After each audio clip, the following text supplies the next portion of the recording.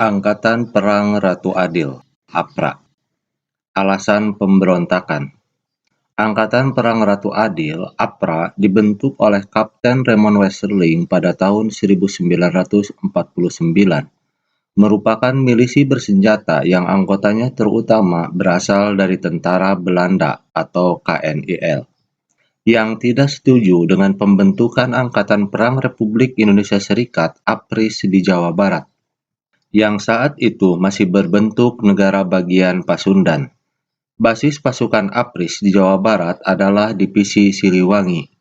APRA ingin agar keberadaan negara Pasundan tetap dipertahankan, sekaligus menjadikan mereka sebagai tentara negara federal di Jawa Barat.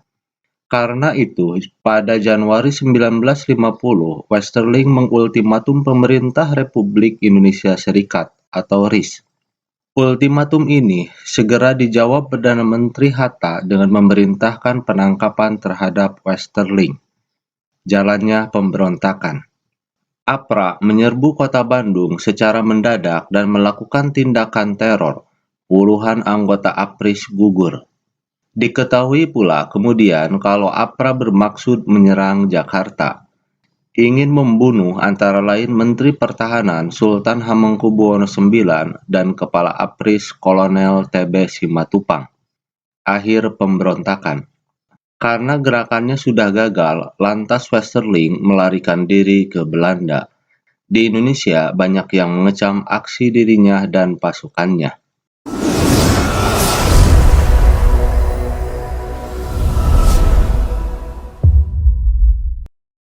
Pemberontakan Andi Agis. Alasan pemberontakan.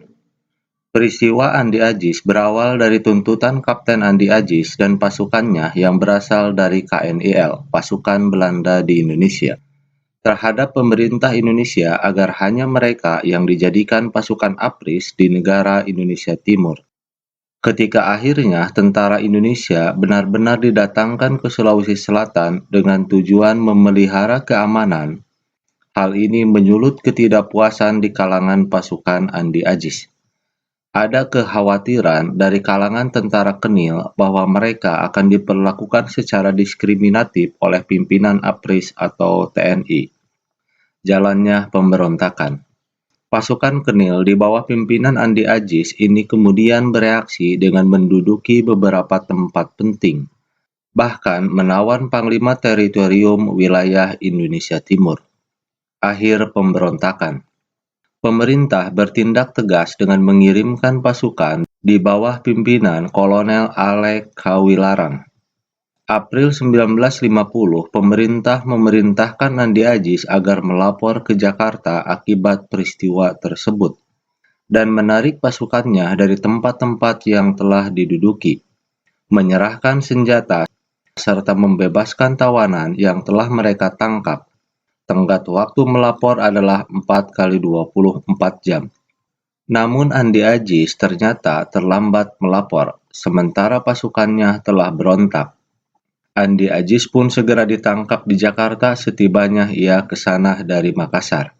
Ia juga kemudian mengakui bahwa aksi yang dilakukannya berawal dari rasa tidak puas terhadap APRIS. Pasukannya yang memberontak akhirnya berhasil ditumpas oleh tentara Indonesia di bawah pimpinan Kolonel Alek Kawilarang.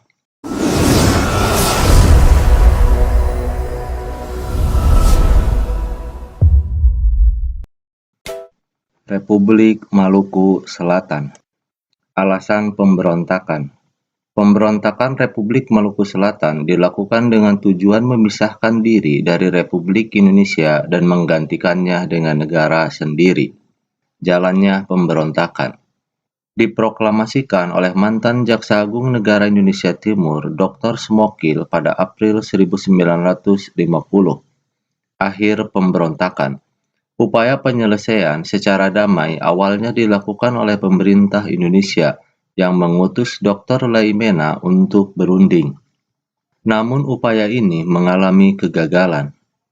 Pemerintah langsung mengambil tindakan tegas dengan melakukan operasi militer di bawah pimpinan Kolonel Kawilarang. TNI kehilangan komandan Letnan Kolonel Slamet Riyadi dan Letnan Kolonel Sudiarto yang gugur tertembak. Smokil awalnya berhasil melarikan diri ke Pulau Seram, namun ia akhirnya ditangkap tahun 1963 dan dijatuhi hukuman mati.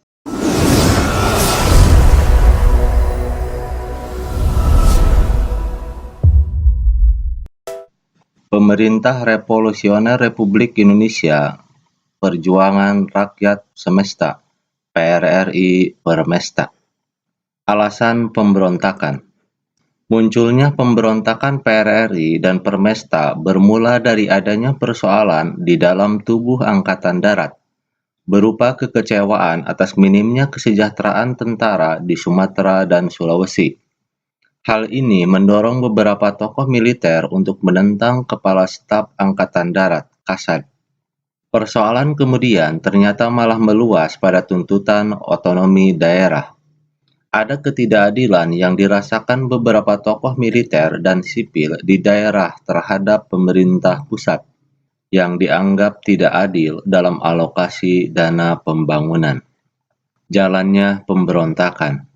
Kekecewaan tersebut diwujudkan dengan pembentukan dewan-dewan daerah sebagai alat perjuangan tuntutan pada Desember 1956 dan Februari 1957, seperti 1. Dewan Banteng di Sumatera Barat yang dipimpin oleh Letkol Ahmad Hussein. 2. Dewan Gajah di Sumatera Utara yang dipimpin oleh Kolonel Maludin Simbolan. 3. Dewan Garuda di Sumatera Selatan yang dipimpin oleh Letkol Barlian. 4. Dewan Manguni di Sulawesi Utara yang dipimpin oleh Kolonel Pence Sumual. Dewan-dewan ini bahkan kemudian mengambil alih kekuasaan pemerintah daerah di wilayahnya masing-masing. Beberapa tokoh sipil dari pusat pun mendukung mereka bahkan bergabung ke dalamnya, seperti Syafruddin Prawiranegara, Burhanuddin Harahap, dan Muhammad Nasir. Akhir pemberontakan. Kasad Abdul Haris Nasution dan Perdana Menteri Juanda sebenarnya berusaha mengatasi krisis ini dengan jalan musyawarah, namun gagal. Ahmad Hussein lalu mengultimatum pemerintah pusat menuntut agar kabinet Juanda mengundurkan diri dan menyerahkan mandatnya kepada presiden. Tuntutan tersebut jelas ditolak pemerintah pusat. Krisis pun akhirnya memuncak ketika pada tanggal 15 Februari 1958 Ahmad Hussein memproklamasikan berdirinya Pemerintahan Revolusioner Republik Indonesia (PRRI) di Padang, Sumatera Barat. Seluruh Dewan Perjuangan di Sumatera dianggap mengikuti pemerintahan ini. Sebagai Perdana Menteri PRRI ditunjuk Mr. Syafruddin Prawiranegara. Berita proklamasi PRRI ternyata disambut dengan antusias pula oleh para tokoh masyarakat Manado, Sulawesi Utara. Kegagalan musyawarah dengan pemerintah menjadikan mereka mendukung PRRI, mendeklarasikan Permesta sekaligus memutuskan hubungan dengan pemerintahan pusat Kabinet Juanda. Pemerintah pusat tanpa ragu-ragu langsung bertindak tegas. Operasi militer dilakukan untuk menindak pemberontakan yang diam-diam ternyata didukung oleh Amerika Serikat. Amerika Serikat berkepentingan dengan pemberontakan ini karena kekhawatiran mereka terhadap pemerintah pusat Indonesia yang bisa saja semakin dipengaruhi oleh komunis. Pada tahun itu juga pemberontakan PRRI dan Permesta berhasil dipadamkan.